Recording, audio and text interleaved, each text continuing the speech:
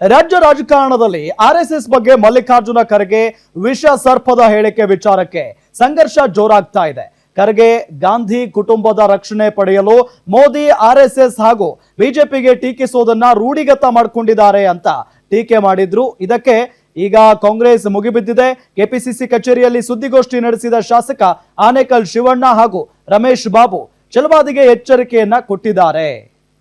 ನೀನು ಕಾಂಗ್ರೆಸ್ನಲ್ಲಿ ಇದ್ದಾಗ ಖರ್ಗೆ ಮನೆಯ ಮುಂದೆ ಗೇಟ್ ಕೀಪರ್ ಕೆಲಸ ಮಾಡಿದ್ದು ನೋಡಿದ್ದೇವೆ, ಮನೆಗೆ ತರಕಾರಿ ತರ್ತಾ ಇದ್ದುದನ್ನು ಕೂಡ ನೋಡಿದ್ದೇವೆ ಅಂತ ಪರಿಷತ್ ಸದಸ್ಯ ರಮೇಶ್ ಬಾಬು ಗುಡುಗಿದ್ದಾರೆ.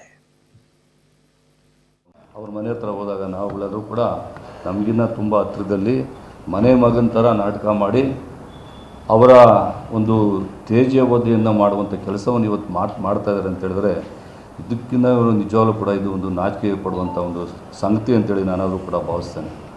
ಇವತ್ತು ಒಂದು ಹಾಡನ್ನು ಅಥವಾ ಕೇಳಿರ್ಬೋದು, ಉಪ್ಪು ತಿಂದ ಮನೆಗೆ ಎರಡು ಬಗೆಯ ಬೇಡ, ನಾಡಿಗೆ ದ್ರೋಹ ಮಾಡಿ ಯಾವತ್ತೂ ಕೂಡ ಬದುಕಬೇಡ ಅಂತೇಳಿ. ಛಲವಾದಿ ನಾರಾಯಣ ಸ್ವಾಮಿರವರೇ, ನೀವು ಸೈಕಲ್ ನಾರಾಯಣ ಸ್ವಾಮಿ ಅನ್ನೋದು ಎಲ್ರಿಗೂ ಗೊತ್ತಿದೆ. ನೀವು ಕರ್ನಾಟಕದಲ್ಲಿ ನಿಮ್ಮ ರಾಜಕಾರಣವನ್ನು ಪ್ರಾರಂಭ ಮಾಡಿದ್ದೆ ಜನತಾ ಪರಿವಾರದ ಮೂಲಕ. ಯಾವುದೇ ರಾಜಕಾರಣಿ ಒಂದೊಂದು ಹಂತದಲ್ಲಿ ಬೇರೆ ಬೇರೆ ಬದಲಾವಣೆ ಮಾಡೋಂಥದ್ದು ಸ್ವಾಭಾವಿಕ. ಆದರೆ ನೀವು ಎಲ್ಲಿ ಅವಕಾಶಗಳನ್ನ ಪಡ್ಕೊಂಡ್ರಿ, ಎಲ್ಲಿಂದ ರಾಜಕೀಯವಾಗಿ ಈ ರಾಜ್ಯದ ಜನಕ್ಕೆ ಪರಿಚಯ ಆದ್ರಿ, ಅದನ್ನು ಬಿಟ್ಟು ಇವತ್ತು ನೀವು ಮಾತಾಡ್ತಾ ಇರ್ತಕ್ಕಂಥ ಮಾತುಗಳು, ಮಾಡ್ತಾ ಇರ್ತಕ್ಕಂಥ ಟೀಕೆಗಳನ್ನ ಪ್ರಶ್ನೆ ಮಾಡಬೇಕಾಗುತ್ತೆ. ಕೆಲವು ದಿನಗಳ ಹಿಂದೆ ಇವ್ರಿಗೆ ಛಲವಾದಿ ಸಮುದಾಯದವರು ಏನು ಫ್ರೀಡಮ್ ಪಾರ್ಕಲ್ಲಿ ಒಂದು ಬೃಹತ್ ಸಮಾವೇಶ ಮಾಡಿದ್ರು, ಚೀಮಾರಿ ಹಾಕಿ ವೇದಿಕೆಯ ಮೇಲಿಂದ ಆಚೆ ತಳ್ಳರು. ಜನ ಮರ್ತಿಲ್ಲ ಅದನ್ನ. ಪಾಪ ನಾರಾಯಣ ಸ್ವಾಮಿಗೆ ಮರ್ತೋಗುತ್ತೆ, ಯಾಕೆಂದರೆ ನಿದ್ರೆಗಳಿಗೆ ತಗೊಂಡು ನಿದ್ದೆ ಮಾಡ್ತಾರೆ ಅನಿಸುತ್ತೆ ನನಗೆ. ಛಲವಾದಿ ನಾರಾಯಣ ಸ್ವಾಮಿರವರೇ, ನೀವು ಸೈಕಲ್ ನಾರಾಯಣ ಸ್ವಾಮಿ ಅನ್ನೋದು ಎಲ್ರಿಗೂ ಗೊತ್ತಿದೆ. ನೀವು ಈಗ ಹೌದು, ಛಲವಾದಿ ವೆಂಕಟಸ್ವಾಮಿ ಅವರು ನಾರಾಯಣ ಸ್ವಾಮಿ ಅವರು ಛಲವಾದಿ ನಾರಾಯಣ ಸ್ವಾಮಿ ಅವರು ಮಲ್ಲಿಕಾರ್ಜುನ್ ಖರ್ಗೆ ಅವರ ಆಪ್ತ ಬಂಟ. ಹೌದು, ಅದು ಅವರು ಕೂಡ ಓಪನ್ ಆಗಿ ಹೇಳ್ಕೊಳ್ತಾರೆ. ಅವರು ಮಲ್ಲಿಕಾರ್ಜುನ್ ಖರ್ಗೆ ಅವ್ರ ಜೊತೆಗೆ ಇದ್ರು. ಮಲ್ಲಿಕಾರ್ಜುನ್ ಖರ್ಗೆ ಅವರು ರಾಜಕೀಯವಾಗಿ ಛಲವಾದಿ ನಾರಾಯಣ ಸ್ವಾಮಿ ಅವ್ರಿಗೆ ಏನಾದ್ರೂ ಸ್ಥಾನಮಾನವನ್ನು ಕೊಡಿಸ್ತಾರೆ ಅಂತ ಅವರು ತುಂಬಾ ನಂಬಿದ್ರು ಮತ್ತು ಅವ್ರ ಪರವಾಗಿ ಇದ್ರು. ಅವರು ಕಾಂಗ್ರೆಸ್ ನಲ್ಲಿ ಸಿಕ್ಕಾಪಟ್ಟೆ ಹೋರಾಟ ಕೂಡ ನಡೆಸಿದ್ರು. ಕೊನೆಗೂ ಕೂಡ ಅವ್ರಿಗೆ ಯಾವುದೇ ರೀತಿಯಾದಂತ ಸ್ಥಾನಮಾನ ಅಥವಾ ಯಾವುದೇ ರೀತಿಯಾದಂತ ಅವ್ರಿಗೆ ಮಾನ್ಯತೆ ಸಿಗಲಿಲ್ಲ. ಹೀಗಾಗಿ ಬೇಸತ್ತು ಅವರು ಬಿಜೆಪಿಗೆ ಹೋದ್ರು. ಈಗ ಬಿಜೆಪಿಯ ಒಂದು ದೃಷ್ಟಿಕೋನದಲ್ಲಿ ಅವ್ರು ಮಾತಾಡ್ತಾ ಇದ್ದಾರೆ. ಒಬ್ಬ ವಿಧಾನ ಪರಿಷತ್ನ ಪ್ರತಿಪಕ್ಷದ ನಾಯಕ ನಿಮ್ಮನ್ನ ಹಾಡಿ ಹೊಗಳ್ಬೇಕಾ? ಈ ಕಡೆ ಮಲ್ಲಿಕಾರ್ಜುನ್ ಖರ್ಗೆ ಅವರು ಕೂಡ ಬಿಜೆಪಿಯನ್ನ ಮತ್ತು RSS ನ ಹಾಡಿ ಹೊಗಳ್ಬೇಕಾ? ಯಾವ ಐಡಿಯಾಲಜಿಯನ್ನ ಅವರು ಜೀವನ ಪರ್ಯಂತ ವಿರೋಧಿಸ್ಕೊಂಡು ಬಂದ್ರು ಅಥವಾ ಯಾವ ಪಕ್ಷವನ್ನ ಅವರು ಇಲ್ಲಿಯವರೆಗೆ ಸಮರ್ಥಿಸಿಕೊಂಡು ಬಂದ್ರು, ಅವರು ಇನ್ನೊಂದು ಪಕ್ಷವನ್ನ ತೆಗಳದೆ ಇನ್ನೊಂದು ಪಕ್ಷವನ್ನ ಹಾಡಿ ಹೊಗಳಕ್ಕಾಗತ್ತಾ? ಈ ಕಡೆ ವೆಂಕಟಸ್ವಾಮಿ ಅವರು ವಿರೋಧ ಪಕ್ಷದಲ್ಲಿ ನಾರಾಯಣ ಸ್ವಾಮಿ ಅವರು ವಿರೋಧ ಪಕ್ಷದಲ್ಲಿ ಇರುವಾಗ ಈ ಕಡೆ ಮಲ್ಲಿಕಾರ್ಜುನ್ ಖರ್ಗೆ ಅವ್ರನ್ನ ಹಾಡಿ ಹೊಗಳಬೇಕಾಗತ್ತಾ? ಯಾವ ಲಾಜಿಕಲ್ ಮಾತಾಡ್ತಾ ಇದ್ದಾರೆ ಇವರು?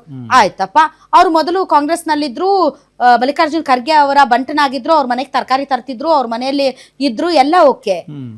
ಈಗ ಅವರು ಬಿಜೆಪಿಗೆ ಬಂದಿದ್ದಾರೆ, ಬಿಜೆಪಿ ಅವ್ರಿಗೆ ಸ್ಥಾನಮಾನ ಕೊಟ್ಟಿದೆ. ಹೀಗಾಗಿ ಬಿಜೆಪಿಯಲ್ಲಿ ಅವರು ಒಂದು ಆಡಳಿತ ಪಕ್ಷವನ್ನ ಟೀಕೆ ಮಾಡ್ತಾ ಇದ್ದಾರೆ, ಅಥವಾ ತಮ್ಮ ಪಕ್ಷದ ವಿರುದ್ಧ ಯಾರು ಮಾತಾಡ್ತಾರ ಅವ್ರನ್ನ ಟೀಕೆ ಮಾಡ್ತಾ ಇದ್ದಾರೆ. ಸಿದ್ದರಾಮಯ್ಯನವ್ರು ಎಲ್ಲಿದ್ರು? ದೇವೇಗೌಡರ ಜೊತೆ ಇದ್ರು, ಜನತಾ ಪರಿವಾರದಲ್ಲಿ ಇದ್ರು. ಈಗ ಕಾಂಗ್ರೆಸ್ ಬಂದಿದ್ದಾರೆ. ಹಂಗಂತ ಅವರು ಕುಮಾರಸ್ವಾಮಿ ಅವ್ರನ್ನ ಮತ್ತೆ ದೇವೇಗೌಡರನ್ನ ಬೈತಾ ಇಲ್ವಾ? ಸುಮ್ನೆ ಇದಾರ ಅವರು? ರಾಜಕೀಯ ಅದು. ನೀವೆಲ್ಲಿದ್ರಿ? JDS ಅಲ್ಲಿ ಇದ್ರಿ ನೀವು. ರಮೇಶ್ ಬಾಬು ಅವರು, ಅವ್ರ ಬಗ್ಗೆ ನಂಗೆ ತುಂಬಾ ರೆಸ್ಪೆಕ್ಟ್ ಇದೆ. ರಮೇಶ್ ಬಾಬು ಅವರು, ಅವರೇ ನಮ್ಮ ಚಾನಲ್ಗೆಲ್ಲ ಬರಲ್ಲ ಇತ್ತೀಚೆಗೆ. It's okay, fair. ಅವ್ರ ಬಗ್ಗೆ ನಂಗೆ ಗೌರವ ಇದೆ. ಬಟ್ ಅವ್ರೆಲ್ಲಿದ್ರು? JDS ಅಲ್ಲಿ ಇದ್ರು, ಈಗ ಕಾಂಗ್ರೆಸ್ ನಲ್ಲಿದ್ದಾರೆ. ಕಾಂಗ್ರೆಸ್ ನಲ್ಲಿ ಈಗ ವಿಧಾನ ಪರಿಷತ್ ಸದಸ್ಯರಾಗಿದ್ದಾರೆ. ಸೊ ಅವಕಾಶಗಳು ಎಲ್ಲಿ ಸಿಗುತ್ತಾ ಅಲ್ಲಿಗೆ ಹೋದ ಮೇಲೆ ನಿಮ್ಮ ತತ್ವ ಸಿದ್ಧಾಂತಗಳು ಬದಲಾಗುತ್ತಲ್ಲ. ಇವತ್ತು ನೀವು JDS ನಲ್ಲಿ ಇದ್ರಿ ಅಂತ ಮಾತ್ರಕ್ಕೆ ನೀವು JDS ನ ಆಡಿ ಹೊಗಳ್ತೀರಾ ನೀವು ರಮೇಶ್ ಬಾಬು ಅವರು? ಹೌದಲ್ವಾ? ಇನ್ನು ಮಲ್ಲಿಕಾರ್ಜುನ್ ಖರ್ಗೆ ಅವರು ಆಡಿದಂತಹ ಮಾತಿಗೆ ವ್ಯಾಪಕ ವಿರೋಧ ವ್ಯಕ್ತವಾಗ್ತಾ ಇದೆ. ಯಾಕೆ ಅಂತಂದ್ರೆ ಕೊಲ್ಲಿ ಅನ್ನುವಂತಹ ಪದವನ್ನ ಅವ್ರು ಬಳಸಬಾರ್ದಾಗಿತ್ತು ಅನ್ನೋ ವಿಚಾರಕ್ಕೆ ಅವರು ವಿಚಾರ ವ್ಯಕ್ತಪಡಿಸಿದ್ದಾರೆ. ಯಾವ ಹೇಟ್ ಸ್ಪೀಚ್ ಬಗ್ಗೆ ನೀವು ಮಾತಾಡ್ತೀರಿ, ಅದೇ ಹೇಟ್ ಸ್ಪೀಚ್ ನ ಭಾಗವಾಗಿ ಮಲ್ಲಿಕಾರ್ಜುನ್ ಖರ್ಗೆ ಅವರು ಮತದಾನ ಕೇಳುವ ಭರದಲ್ಲಿ ಒಂದು ತಪ್ಪಾದಂತಹ ಹೋಲಿಕೆಯನ್ನ ಕೊಟ್ಟು ಒಂದು ಮಾತನ್ನ ಹೇಳಿದ್ದು ಅವ್ರಿಗೂ ತಪ್ಪನಿಸಿದೆ. ಅವರು ವಿಷಾದ ವ್ಯಕ್ತಪಡಿಸಿದ್ದಾರೆ. ದಟ್ ಡಸಂಟ್ ಮೀನ್ ಅವರು ಬಿಜೆಪಿನ ಟೀಕೆ ಮಾಡಿದ್ರು ಮತ್ತು RSS ನ ಟೀಕೆ ಮಾಡಿದ್ರು ಅಂತ ಮಾತ್ರಕ್ಕೆ ಅವ್ರನ್ನ ದೇಶದ್ರೋಹಿಗಳು, ಅವ್ರ ಪಾಕಿಸ್ತಾನದ ಭಾಷೆ, ಇವೆಲ್ಲ ಅತಿರೇಕದ ಹೇಳಿಕೆ. ಬಿಜೆಪಿ ಒಂದೇ ದೇಶಭಕ್ತ ಪಾರ್ಟಿ, RSS ಮಾತ್ರ ದೇಶಭಕ್ತ ಅಲ್ಲ. ಬಹಳಷ್ಟು ಪಕ್ಷಗಳು ಬಿಟ್ಟಾಗ ಪ್ರತಿಯೊಬ್ಬ ಭಾರತೀಯನು ಕೂಡ ದೇಶಭಕ್ತನೇ. ಅದು ಕೇವಲ ಒಂದು ಪಾರ್ಟಿಗೆ ಸಲಾಂ ಹೊಡೆದ್ರೆ ಮಾತ್ರ ದೇಶಭಕ್ತ ಆಗಕ್ಕೆ ಸಾಧ್ಯ ಇಲ್ಲ. ಸೊ ಈ ವಿಚಾರದಲ್ಲಿ ವಿಷಯ ಏನಿದೆ ಅನ್ನೋದ್ರ ಬಗ್ಗೆ ಟೀಕೆ ಮಾಡೋರ್ನೆಲ್ಲರನ್ನೂ ಕೂಡ ನೀವು ಪಾಕಿಸ್ತಾನ ಅನ್ನೋದು, ಗೇಟ್ ಕೀಪರ್ ಅನ್ನೋದು, ತರಕಾರಿ ಮಾರೋನ್ ಅನ್ನೋದು ಇದನ್ನ ಬಿಡೋದು ಒಳ್ಳೇದಂತ ಅನ್ಸುತ್ತೆ.